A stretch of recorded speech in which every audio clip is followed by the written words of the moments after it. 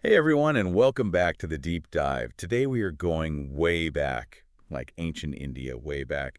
We're talking about the rise of the Mahajanapadas. The Mahajanapada. Yeah, these powerful kingdoms that kind of popped up between like 600 and 300 BCE. Yeah, it was a wild This is time. a wild time, right? Yeah. So I'm thinking, like India's Game of Thrones era. Oh, totally. Yeah, except instead of dragons, they had What? all these groundbreaking ideas, about politics and power. Yeah, so it's a society, like kind of figuring out how to, govern on this much larger scale. Right. We're dealing with taxes and laws and, managing resources. Exactly, exactly. And all at the same time, you know, trying to make sense of their place in the universe. In the cosmos, yeah. Yeah. Okay, so we've got these emerging kingdoms, a society that's kind of in flux. Like, how does this connect to our main source for this deep dive? Well, that would be the Arthashastra, The Arthashastra. attributed to Kautilya, Kautilya. minister in the Mauryan Empire. And it gives us this incredible glimpse into how ancient Indians were thinking about statecraft. Okay. It's almost like a ruler's handbook, The ruler's handbook. on acquiring and holding on to power. Okay, I'm intrigued already, but hold on. Didn't the Mauryan Empire come after the Mahajanapadas?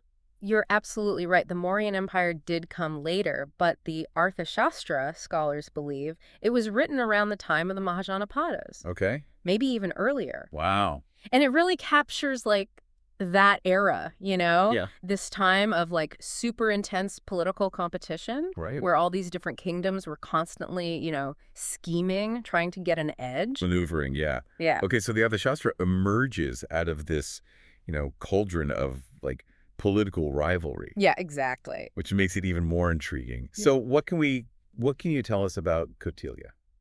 Kautilya, oh, he's a fascinating figure. Yeah. Bit of an enigma. Okay. We don't know a ton about his life, but tradition tells us he was this brilliant strategist, Okay. advisor, The advisor. to Chandragupta Maurya, Right. who founded the Mauryan Empire. Okay. So think of him almost like the ancient Indian Machiavelli, Oh, wow. Okay. the master of real politics. Okay, realpolitik in ancient India.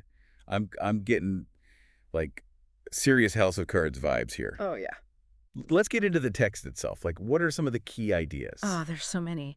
But I think one of the key principles is this idea that a ruler should prioritize the welfare of the state Above all else. above all else, even Yeah. if it means making really tough choices. Okay. Kautilya believed that a ruler's primary duty is to make sure the kingdom is secure, that it's prosperous, Okay. and he offers a whole bunch of strategies to achieve that. So a ruler has to be willing to make these hard decisions, Yeah. even if they're not always popular. Exactly. And Kautilya believed that sometimes a ruler needs to be ruthless to protect their state.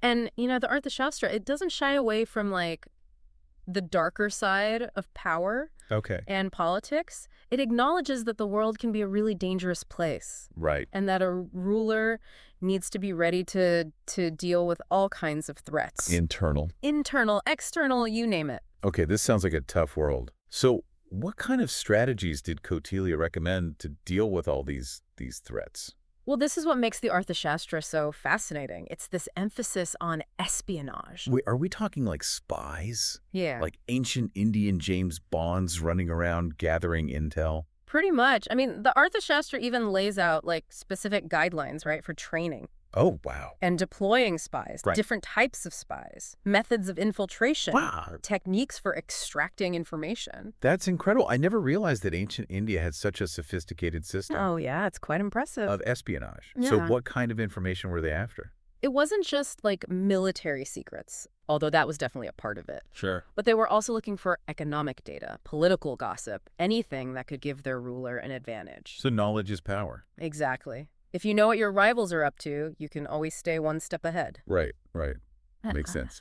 But did the Arthashastra really, advocate for using spies to kind of, manipulate, Yeah. undermine opponents? It did. Yeah. Kautilya was not afraid to play a little dirty. He believed that sometimes, you've got to use whatever means necessary to protect your interests. Wow. Okay, so espionage check. Yeah. What else did the Arthashastra have to say about maintaining power? Oh, diplomacy was also super important. Okay. Kautilya believed that a skilled ruler should be able to forge alliances, Right. neutralize potential threats, Okay. and even, exploit the weaknesses of their enemies, all through diplomacy. So it wasn't just about brute force. Not at all. It was about this, really strategic approach to foreign relations. Right. And this emphasis on building relationships, negotiating treaties, using all the tools available to advance your interests. That's fascinating. So Kautilya understood that power isn't just about military might. Right. It's also about understanding human nature Yes. and using all these tools, diplomacy, espionage, strategy. To achieve your goals. Wow.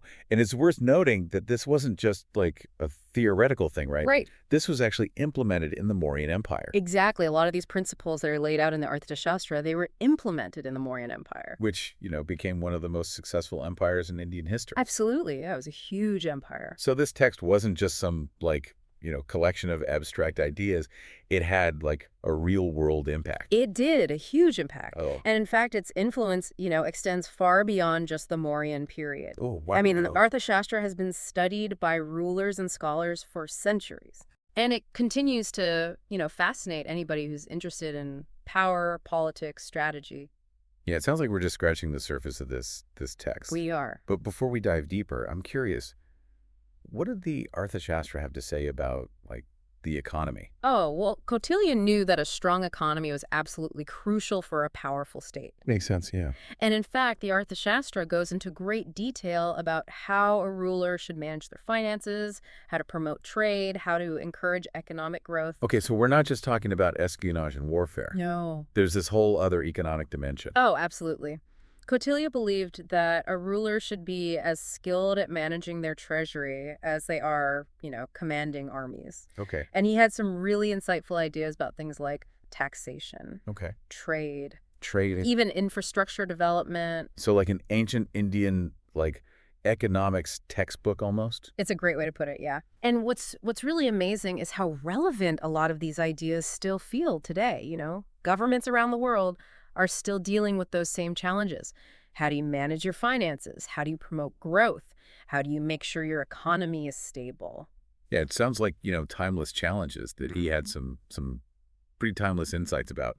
Yeah. So let's get into some of those nitty-gritty details. Like, what kind of specific economic policies was he recommending? Okay, so let's unpack some of those policies. Like, where did Kautilya think that, a strong economy, where did that start? Well, it all began with agriculture. Agriculture. Yeah. He really believed that a prosperous agricultural sector, that was the foundation. The foundation of a strong state. I mean, think about it. A well-fed population is a happy population. Yeah. And a happy population, well, they're less likely to, cause trouble, rebel. That makes sense. So how did he think that you could actually, boost agricultural production? Well, the Arthashastra, it recommends a whole bunch of measures, right? Like investing in irrigation systems, Yes. reclaiming wasteland, making it suitable for farming again. So it wasn't just about, squeezing as much tax revenue out of the farmers as possible. No, not at all. He actually wanted to create, a thriving sector. Yeah, exactly. He recognized that if the peasantry was prosperous, then the entire kingdom would benefit. Right. And it wasn't just about agriculture either. I mean, the Arthashastra also really stresses trade. Okay, so trade was important. Oh, definitely. He saw trade as a way to generate wealth, to bring in valuable resources, and to connect different parts of the empire. Okay. So what kind of policies did he recommend for, promoting trade? Well, he was really big on infrastructure. Okay. Building roads, canals to make it easier to move goods around. He also encouraged the development of marketplaces, Okay. trading centers. So he was really thinking about the logistics. He was. And he also understood that you need to create a good environment for merchants. Make sure taxes are reasonable, regulations aren't too burdensome. So he's trying to create, this dynamic marketplace. Yeah, a competitive marketplace. Where there's, competition. Exactly. But he also recognized that sometimes the government needs to step in, Okay. For example, the Arthashastra, it recommends setting price controls Oh, yeah. on essential goods to make sure that people aren't being taken advantage of, by price gouging. So kind of like a blend of, free market principles with some government oversight. Yeah. Which is still a debate that we're having today. Exactly. It's fascinating. And that's what makes the Arthashastra so interesting. Yeah. Because it's full of these ideas and strategies that are still relevant today. Yeah. It sounds like the Arthashastra covers a lot of ground. It does. It does. Espionage, diplomacy, economics. Yeah. Is there anything else we should know about the Arthashastra before we move on? I think one of the things that makes it really unique is this focus on practicality. It's not just some abstract theoretical work, you know? It's a guidebook. A guidebook. For rulers, full of concrete advice, Okay. practical strategies for dealing with all kinds of challenges. So it's more of a how-to manual for running an empire than like a philosophy text. Exactly. I mean, it covers everything, you know, suppressing rebellions, dealing with famines, handling all the intrigue that goes on in a royal court. It's an incredibly comprehensive work. And what's remarkable is that so much of it, it seems like it was actually put into practice. In the Mauryan Empire. In the Mauryan Empire, yeah. So this text really shaped how one of the, India's most successful empires was actually run. It really seems that way. Historians, believe that it played a really significant role in shaping the way that the Mauryan Empire was administered. It makes you wonder if there are any, lessons in there that, that modern leaders could learn from. That's a great point. But before we get to applying ancient Indian, political theory to the 21st century, I have a question about the Arthashastra itself. It's pretty complex, right? Oh, yeah. And it's got all these details. How was this knowledge, passed on? Did everybody in ancient India have access to this information? Well, that's a great question. And the answer is no, not really. Right. The Arthashastra wasn't exactly, flying off the shelves. It was more for a select audience. Rulers, advisors, high-ranking officials. So the people who were responsible for, running the state. Yeah, exactly. Okay, so more like a classified document than like a public treatise. Yeah, you could say that. I mean, it contained sensitive information, right? Yeah. About statecraft, about espionage, military strategy, things that rulers probably didn't want to share with just anybody. Makes sense. But so how was this knowledge actually, passed on? Well, mostly through oral tradition. Okay. And apprenticeships. So you would have aspiring advisors, officials, they would study under more experienced mentors. They'd be learning all the principles of statecraft, memorizing key texts, participating in these debates and discussions. So kind of like an ancient Indian think tank. Yeah. That's a great way to put it. Wow. And this way, this knowledge, it was kept within a select circle, those who were considered worthy. Okay. And capable. And capable of, Of handling this kind of information. It makes you wonder what other, secrets, insights from ancient India are still out there, hidden away in these oral traditions. Yeah.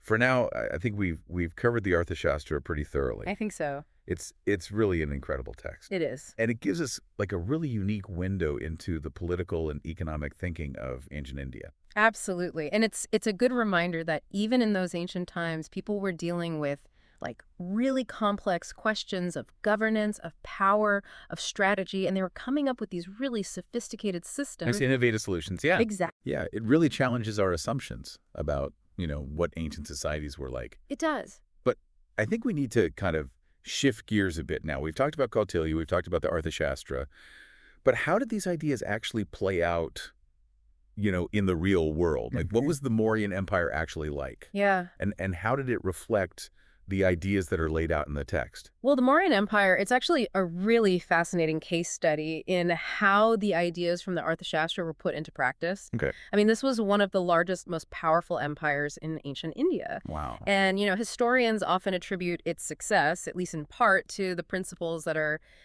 outlined in the Arthashastra. So it wasn't just a theoretical text. It actually, helped to shape history. It did. It really did. Okay, I'm ready to dive into the Mauryan Empire. Give me the highlights. Okay, so the Mauryan Empire, it was founded by Chandragupta Maurya Okay. back in the 4th century BCE. Okay. And he was this brilliant military leader. Okay. Strategist. Yeah. And with the help of Kautilya, his advisor, he managed to, unify much of the Indian subcontinent. Whoa. Unify much of the Indian subcontinent, that's a pretty big deal. It was huge. Yeah. It was a really remarkable feat, especially when you think about how fragmented India had been, before the Mauryans came along. Right, like those Mahajanapadas we were talking about. Exactly. So Chandragupta Maurya, he essentially brings all of them under his control. So he basically ends the Game of Thrones era in ancient India. Pretty much. Yeah. And he did it by following a lot of the principles that are laid out in the Arthashastra. Okay. So, for example, he created this strong, centralized government. Okay. He built a really powerful army. Right. And he developed this really sophisticated system of espionage and diplomacy. So it sounds like he was taking notes from Kautilya. He was. But what was it like to actually live under Mauryan rule, for everyday people? Yeah, good question. Was it a peaceful time? It seems that way. For a lot of the empire's history, it was pretty peaceful.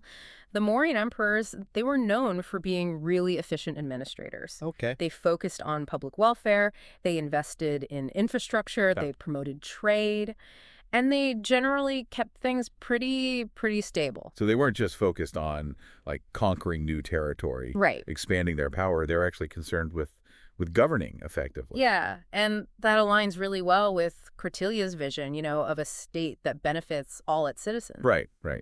It's interesting to see, these ideas from the Arthashastra actually becoming, actual policy and practices. It is, yeah. But what about the, kind of the darker side of power? We talked about espionage, ruthlessness.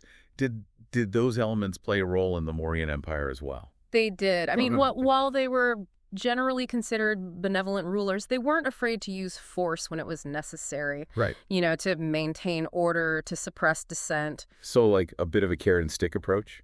You could say that. And again, this was also in line with Kautilya's philosophy, that sometimes you have to use both. You have to use diplomacy and you have to use force. Right. Okay. So the Mauryan Empire, efficient administration, public welfare programs, and a bit of realpolitik mixed in there. Yeah, that's a good summary. What about their cultural achievements? Did they leave behind anything, beyond their political and economic accomplishments? Oh, they did. They did. The Mauryan period was a time of great cultural flourishing. I mean, they built these amazing monuments, like the Ashoka pillars, which are, really famous. Okay. And they patronized art and literature. So they weren't just focused on, consolidating power. They were also, patrons of the arts. Exactly. And that's another important idea from the Arthashastra. Okay. That culture, symbolism, those things are really important in shaping how people view the ruler. Okay. It's about legitimizing their authority. It's amazing how this one text seems to have influenced so many different aspects of life Yeah. in the Mauryan Empire. But even the greatest empires, eventually decline and fall. They do. What happened to the Mauryans? Well, the Mauryan Empire, it lasted for about 150 years. Oh, okay. And then it started to decline towards the end of the 3rd century BCE. Okay. And there were a bunch of factors that contributed to that. Right. Internal strife, Okay. economic problems, Right. pressure from enemies outside. So the classic combination of internal weakness and external pressures Yeah. that we see, over and over again in history. Yeah, it's a common theme. But so what happened after the Mauryan Empire collapsed? Well, their ideas, their systems, they didn't just vanish. Okay. The legacy of the Mauryan Empire and the ideas from the Arthashastra, they continued to influence Indian political thought for centuries. So even though the empire itself crumbled, its influence continued. Yeah, exactly. And that's something that we see again and again in history, The ideas and the institutions of these powerful empires, they outlive the empires themselves. It makes you wonder how much of what we see in the world today is still shaped by, the ideas and the decisions of people who lived thousands of years ago. It's a fascinating question, isn't it? Yeah. And it's a reminder that history, it's not just about the past. It's just about understanding those forces that shaped our world today. Okay, so we've explored the Arthashastra, we've delved into the Mauryan Empire, but our deep dive through ancient India, it's not over yet. Oh, no. There's one more piece of this puzzle that we need to look at, and that's the British East India Company. Yes. And their fascination with these ancient Indian texts. Now we're moving into a really interesting chapter where we see ancient Indian thought encountering the ambitions of, this global trading empire. This sounds intriguing. I'm ready. So we've got the British East India Company showing up in India centuries after the Mahajanapadas, after the Mauryan Empire. Right. What were they looking for in these ancient texts? Well, their interests, it went beyond just, simple curiosity. Okay. They were really fascinated by the Arthashastra Yeah. and other texts because they saw in them like a blueprint Oh, wow. for how to build and maintain power. You got to remember, these guys, they were in the business of empire building. Right, right. And they wanted to learn from, whoever came before them. So they're basically looking for a how-to guide for running an empire. Kind of, yeah. They were especially interested in, that idea of a strong centralized state Okay, yeah. from the Arthashastra. Right, and the strategic use of diplomacy and espionage Okay. and those, economic insights.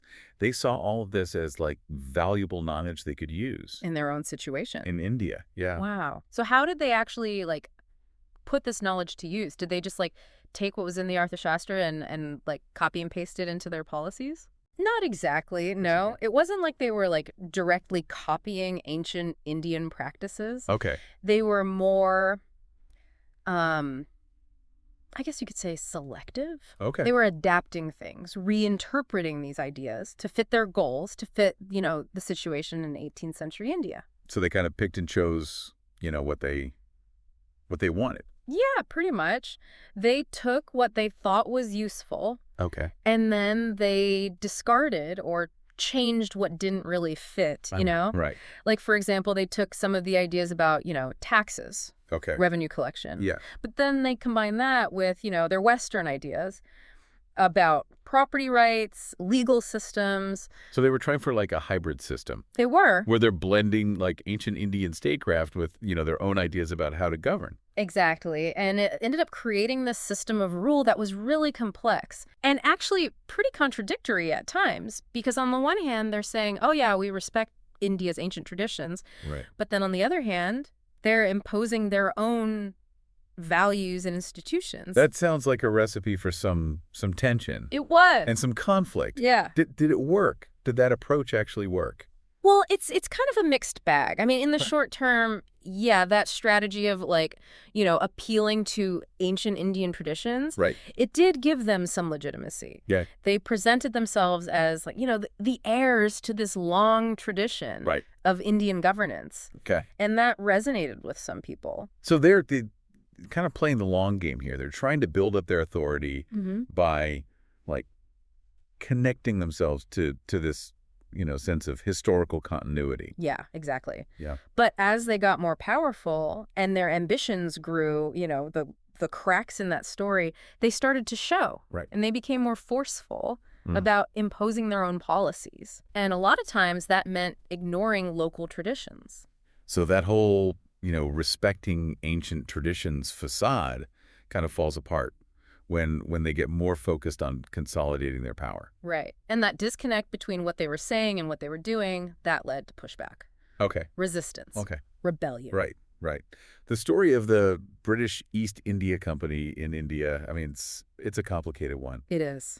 But it's really interesting to see how it all started, with this fascination with those ancient Indian texts. Right. And this attempt to, make their rules seem legitimate by tapping into that history. Yeah, it's a good example of how history is never just about the past, right? Right. It's about how the past gets used, how it gets interpreted. To shape the present. To shape the present, yeah. And the future. And the future. It also makes you think about how power, it often gets justified through stories. Great. Through narratives. Yeah. And those narratives, they can be really complicated. They can be, and kind of contradictory. Yeah. And they change all the time. They do, they do. Well, I think that brings us to the end of our deep dive Yeah. into the Arthashastra and its legacy. It's been a fascinating journey It has. through ancient Indian political thought. Yeah. The rise and fall of empires. Right. And, we've seen how the past can influence the present in these surprising ways. Absolutely. And we've only just scratched the surface, of India's incredible history. Yeah, we'll have to do another deep dive sometime. Definitely. There's so much more to explore. But for now, thanks for coming along on this journey with us. Yeah, thanks for listening. We hope you learned something new, We hope so. and we hope you continue to explore Keep asking questions. the fascinating world of history. Yeah, history is so much more than just, dates and names and facts. Right. It's about the human story. It's about those struggles, and the triumphs. Yeah. The ideas that made us who we are. Well, we'll see you next time on The Deep Dive.